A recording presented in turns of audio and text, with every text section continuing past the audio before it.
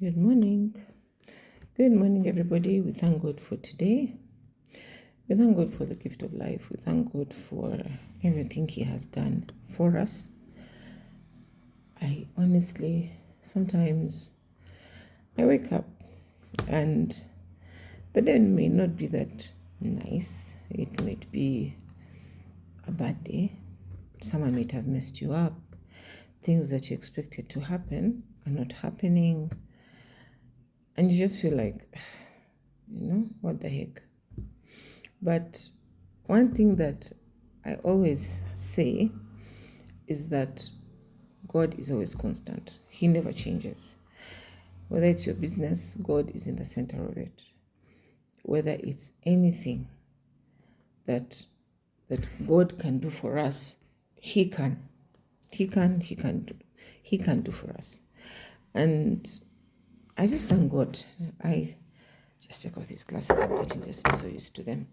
So I just thank God. I thank God for His life. I thank God for who He is to me. I thank God for protecting me, being there for me when I'm sick, having people around me when I'm sick. And I realized I became absolutely blind when I took them off. And basically, just being there, having a good family. I love my kids to death. I love the girls that are here. I love the boys outside. I love being in Mbara. I love the Lord because of Mbara. It's so peaceful. Can you just listen? Just listen. There's no sound. It is that serene from morning to evening. Only before an Alvarez truck passes. When an Alvarez truck passes, chaos. But otherwise, 3/4 of the time, this is how it is. And I thank God. This is Jackie Musime Kyuguru, aka JMK, and welcome to Talk. Today, these questions that have been asked, and I always tell people that, you know what, guys, I don't know everything. I can't answer certain questions, and the questions are tough questions. They're not simple questions. These are tough questions. But what I always try to do when I'm asked those questions is I always refer to the Word of God. But when somebody has reached that point when they don't even want to hear the word God, then it gets harder. And what I decide to do, I decide to pray for that person because there's nothing more that I can do. Some people have even left my broadcast group because I've requested me to remove them from the broadcast group because they don't believe in God anymore. They've suffered a lot. They have gone through a lot. They just don't want to hear God is your provider, God is your healer, God is your protection, God is, as in, for those people, they just feel it doesn't happen. Now, yesterday, I was watching some TikTok with Maureen, one of the girls here, and this lady, she gave birth, and the lady didn't know that the child was sick. She gave birth normally, but the child wasn't putting on weight, irrespective of the fact that she was feeding well and everything. So what does she do? She goes for a checkup, and when they go for a checkup, they find out that this 7-month-old had cancer. The lady was hysterical. She was like, what? The first thing she said, I have been serving in the church. I have been helping, ushering, doing everything. And Lord, this is how you pay me? That was their first child. She's first of all been struggling to get pregnant. That was their first child, and the child comes out and is cancerous. I want you people to help me this time round to answer some of the questions that people have asked me. And some of them are really, really hard to answer. What I normally do, I try to go to the Word of God and give an example of maybe what happened during that time. So people will ask you, why did the Lord take my parents when I was young? So He knew me before I was conceived in my mother's womb. I knew that my parents were going to die when I'm 3 years old, and basically I am going to be treated like a maid with my parents, with my relatives. I'm going to suffer. I'm not going to even be taken to school. I'm going to be used like a maid. And yet I know if my parents were around, I would be far. So why, Lord, have you taken my parents? And I have not seen any kindness in the world. No kindness. And the person was saying, and I'm 40. So when do I expect this kindness to happen? The only thing that they say that they're happy about is that she managed to move out of her house, of their house. Someone sponsored her and she went through to university. But the sad bit of it, she said, in the midst of it all, she was raped. She was raped by this gentleman who had taken her in disguise of helping, and he raped her. And she had to run away. She had to leave the house. So basically she's asking, why am I here? The next thing someone will ask, why am I going through so many mental issues? And that comes back to me as well. Why am I going through these mental issues? How much does it, I don't know, people really need to read about mental health, like really read about mental health, because some people think that, oh, you're so mad, you're crazy, blah, blah, but people seriously need to read about mental health, because some people actually have mental health, but they don't know. And because they don't know, it becomes frustrating. Like right now, I had a terrible relapse. Was it the beginning of this week or the weekend? I had a terrible relapse. And when I went to my psychiatrist, okay, Jackie, you can't walk alone. You can't drive. You can't go to the shop for now. You just have to take it easy. Okay? Because the tablets I've given you are very strong, so you have to take it easy. Now, Jackie, me, who has always been an outdoor person, let me tell you one thing. Things that happen in your life can change who you are. And people used to say that, and I'd always be like, there's no way. But the sicknesses that I've gone through in Imbara have calmed me down. I'm not the same Jackie of 5 years ago. No, I'm not. I'm more quiet. I'm more calm. I'm not that loud anymore. I'm just there. Not a bad thing. Sometimes it's not a bad thing, but for me, it's really a bad thing, because I used to love to laugh. I used to love to go out and just laugh with girlfriends and say things, and now tell me to even go out, it's going to be a struggle. It's going to be a huge, huge struggle. Another person will say, like me, why did I get a double mastectomy? Other people will say, before I got children, why did they remove my ovary? Why don't I have a leg? Why don't I have an arm? Why was I born with one arm, with one leg? Why? Is it really God knew me. This one is really a bit personal, but I will share it because it really comes home. It really comes home to me, and it's something that I really want to share. My son, my baby, was born with a problem, an issue called hemiplegia. Hemiplegia basically, if it's the left side of the hemiplegia, it affects your right side, right, left, right. So his left part of the brain, the arteries, there was something, and then it affected his right side. So basically, unless you ask, unless you're told, you cannot know. He's talking properly. My goodness, he's an A student, finishing in November.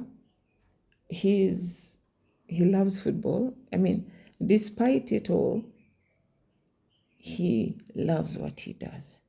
But he always asks me that question, Mommy, was I brought into this world to be tormented? Was I brought into this world to be laughed at, to be ridiculed? Why the Lord knew me? You're always telling me, Mommy, that the Lord knew you before you were conceived. He knew that I was there. He knew me. He knew, as in, he knows my A to Z. Mommy, that's what you're always telling us. And you're always saying it's in the Bible. So you're trying to tell me that the Lord knew that I was going to come out of your womb like this. And then he says, and you expect me to respect that God? When I try to give him some, sorry, my lips are, the drugs can make you funny. When I try to explain to him, he said anything that is called God, anything that has God, he does not want to hear. Now, for me, it is so hard.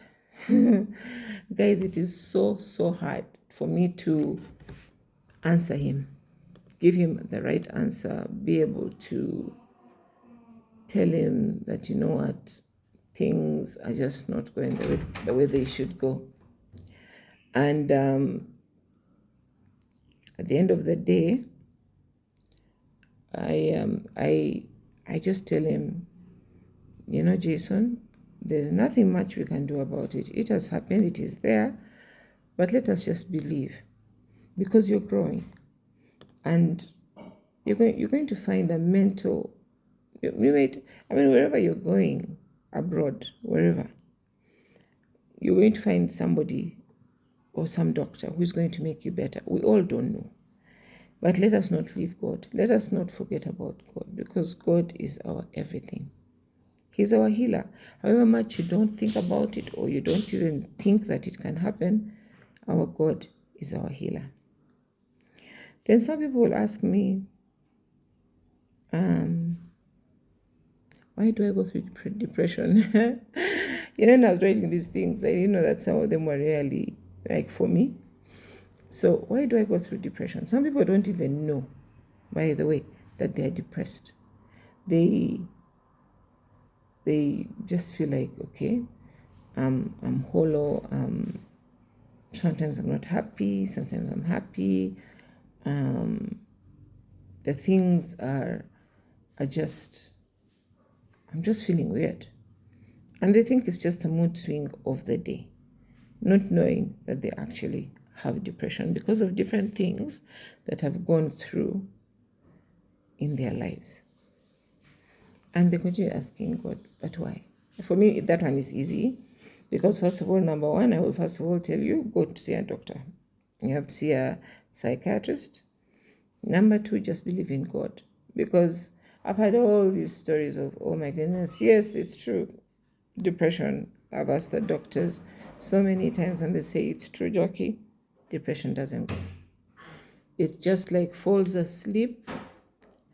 It falls asleep and just waits for something to trigger. Now, for me personally, the reason why something triggered over the weekend was because I was asking the Lord, why am I always sick? What is it? What is it about me that is different from other people? Why am I always sick? And I didn't sleep that night, and I got a serious relapse. I had to quickly go to the doctor, who changed my drugs here and there, and well, that's what I'm on now.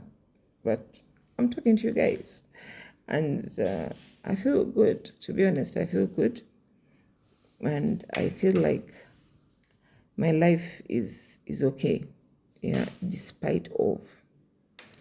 Then someone will come. There's a lady who inboxed me and said, "You know what, Jack? I was raped. I was raped when I was young by my own cousin, and that has never left me." So one thing that I did, I told her, I introduced her to something called Elel Ministries. I just told her to Google Elel Ministries and to see whether she can get somebody to walk through that pattern of healing, because I can't do it. I have not been trained to do it. I don't know about it. I can tell you that, you know what, God, yes, God will do this, God. But this is something that is internal.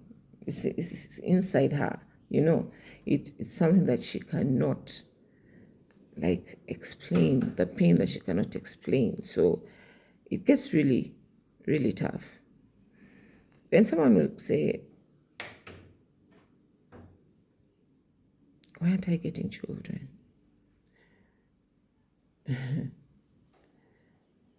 What's wrong with me? Why aren't I getting children?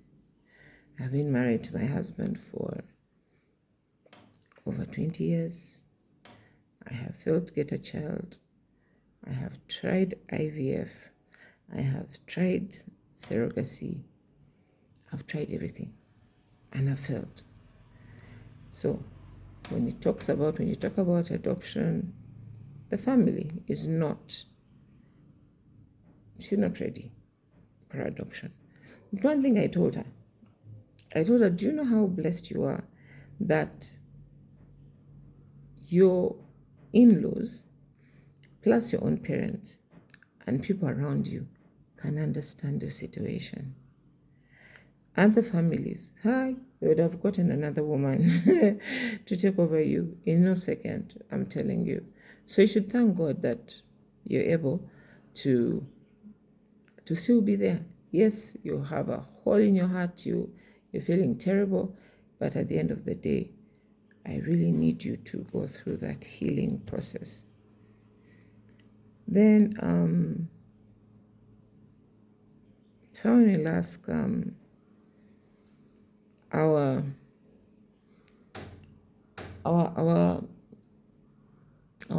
family is just not doing well. Our family, they're separated from each other. Our family just seem not to be together.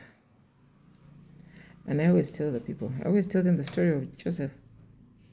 I tell them the story of Joseph is a huge story, and please read Joseph and stay calm about it and pray, because very many people have suffered, even today, people are suffering. When it comes to family, it really becomes tough. Some people ask me, where do I get my next meal from? Sometimes it can become financial. Someone will call you and say, Jackie, where do I get my next meal from? And I will be like, you know what? This is going to be a one-off. That's what I tell them. Let me send you something that will help you. But it can't be consistent. It's not something that I have, because I'm also looking and working to get money for myself. So I'm not in that stage where everything is okay. No, I'm not.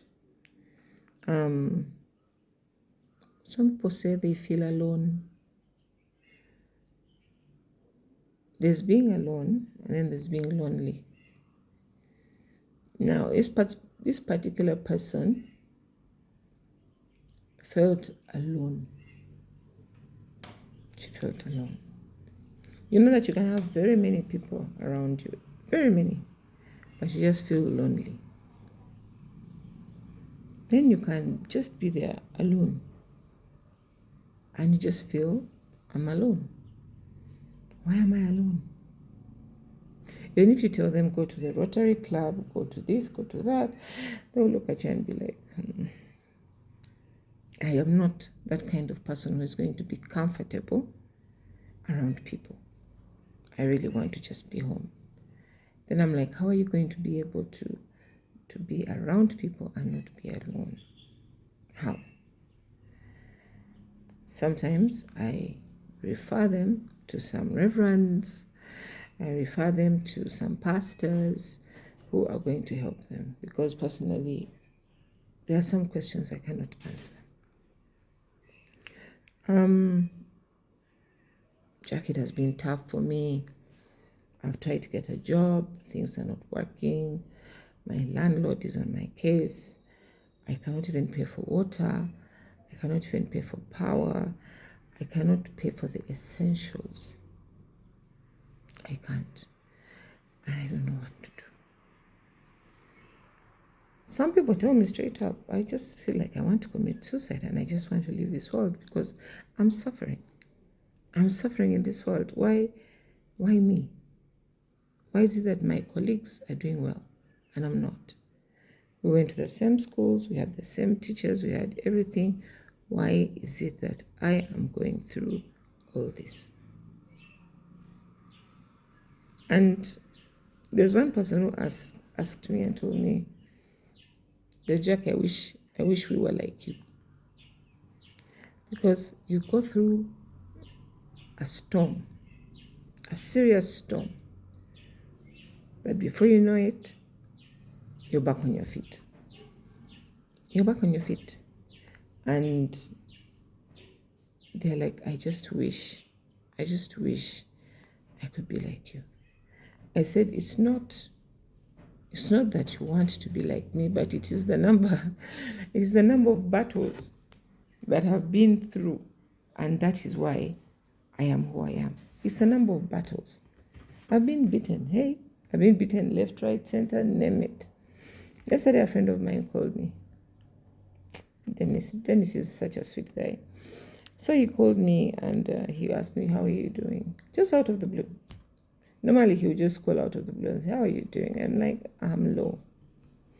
I told him, Dennis, I'm low. Yesterday, I was very low. And I think I spent most of the day in bed. I was very low. And he asked me why. And when I started explaining to him, I didn't realize that I needed to cry, So I cried and he told me, you can cry. And it was so funny that we had a meeting with my two girlfriends, like 2 days before yesterday. We had a Zoom meeting, but one of them did not come. But I cried as well. And the funny thing is that they both gave me the same statement. They both said, Jackie, you can cry. Jackie, it's okay to cry. So being this hard-headed person who thinks that you're always going to be happy. Now, this Dennis yesterday told me that, you know what, Jack, I think today you need a nice meal. I told him, what do you mean a nice meal? He said, these were his exact words. He said, I want you to get a nice meal. You know where they are? I don't know. I'm in Kampala. What do you want to eat? As usual, I want mashed potatoes and steak. No more. My kids will always tell you that's mommy's food. So he told me, I'm not going to give you the money. He said, Jack, you have one big problem. I have known him since Standard Chartered. That's since the last 99. We met in 1999. Yes. So he told me that, Jackie, I have known you for all these years and I'm not going to send you money. Because, Jackie, the minute I give you this money, you're going to meet an old woman on the roadside, you're going to give her 5K. You're going to start asking people for, well, sometimes you even ask, I think, for people for their problems. He says, I know you that well. You have such a big heart, and you don't understand that some people have actually used you because of your big heart. So what I'm going to do, call Havana, let them deliver. When they've delivered, give me the code, the merchant code. And that's what happened. And I had a good meal. I was happy. And then later he asked me, how are you feeling? And I told him, Dennis, what you did for me was really, really good of you, very kind of you, but I'm still low. Because I had to give him the fact, I'm still low. So we just went on talking about it, and then we ended the conversation. And there are people who are going through a lot. If you go to hospitals, like when you go to referral hospital, you find so many people who cannot even afford a plate of food. There are so many people around there. It's like the Mulago of Kampala, I think. It's disheartening. It for me, I think that's why I fear going to the hospital. I really don't like going to the hospital. But to see the psychiatrist, I have to go there. But what you see, that's when you will stop complaining. You stop complaining because you're better than them in so many ways. I remember when I was in UTL, and I think I said this before, and there are two issues now. Being very close to somebody and then they betray you, yeah? They betray you to the point whereby you're like, there is no way this person did this. There's no way. And then recently, another person did the same thing to me. And I was like, Lord, what is happening? Why can't I just get people who are faithful to me, who, however kind you are to them, they pay you back. Why can't that happen to me? And I remember my daughter's sermon where she said, if you're born again, you have to suffer. You have to face persecution, and it's tight. It's tough. And whenever I try to remember the people who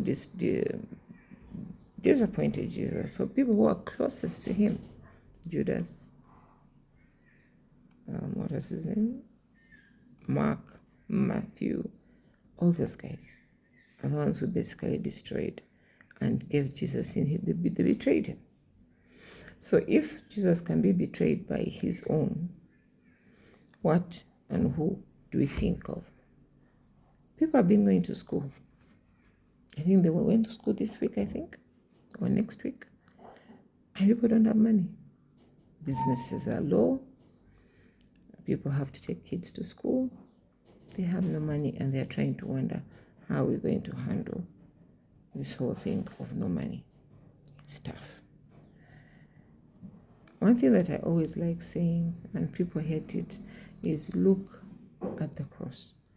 Look at the cross of Jesus and understand that He's the way, the truth, and the life. It doesn't mean that because let me even talk about myself. My Jesus, the things that I've gone through, you cannot believe. From January to last year, from January, from last year, actually 2024. I would have even left Jesus at that time. But I decided to stick by his side. Still 2025, I'm still getting challenges, but I stick by God. Because, yes, I thank him for the people that he gives me, for the people that are around me who are able to support me in different ways. I give thanks to God because there's nothing else that I can do, because my life is my life, and nobody else can be able to understand why. Then there are some people who actually say, Jackie, what is wrong with me? Do you know that I've never been cornered? When you're looking at this chick and you're like, she's looking good, she's looking nice.